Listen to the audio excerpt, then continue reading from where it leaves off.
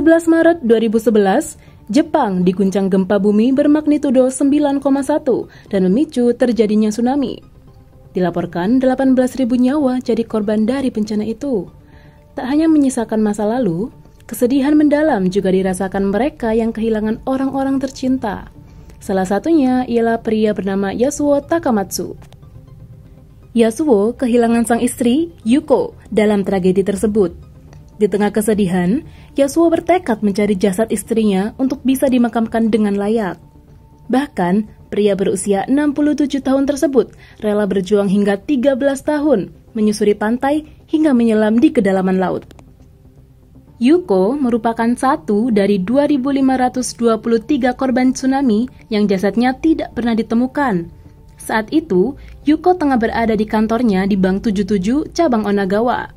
Di tengah huru-hara, Yuko sempat berhasil mengirim email kepada sang suami. Ia menanyakan keadaan Yasuo dan berkata ingin pulang. Beberapa bulan setelah tragedi tersebut, Yasuo berhasil memulihkan ponsel istrinya yang ditemukan seseorang di tempat parkir kantor Yuko.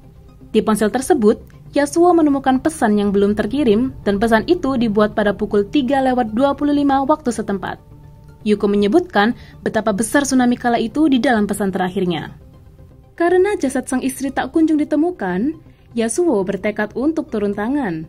Setelah pensiun dari pasukan bela diri darat, Yasuo mulai bekerja sebagai sopir bus dan menggunakan setiap waktu luangnya untuk melakukan scuba diving sejak 2013 guna mencari jasad sang istri. Sejak saat itu, Yasuo telah melakukan penyelaman lebih dari 600 kali. Meskipun harapannya kecil, Yasuo tetap bertekad untuk menemukan jasad istrinya, membawanya pulang, dan memakamkannya dengan layak. Di setiap penyelaman, Yasuo tidak hanya menghadapi tantangan fisik, tetapi juga gejolak emosi setiap kali mengingat sang istri. Yasuo telah menyisir dasar laut untuk mencari tanda-tanda keberadaan Yuko atau korban lain yang hilang.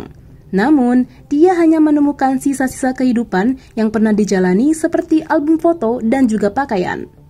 Kisah mengharukan ini sampai menarik perhatian sutradara Masako Sumura dan Eric Shirai. Dan pada akhirnya mereka memfilmkan kisah Yasuo dan Yuko dengan judul Nowhere to Go But Where dan telah dirilis pada 2022. Sementara Yasuo hingga kini masih melakukan pencarian jasad istrinya.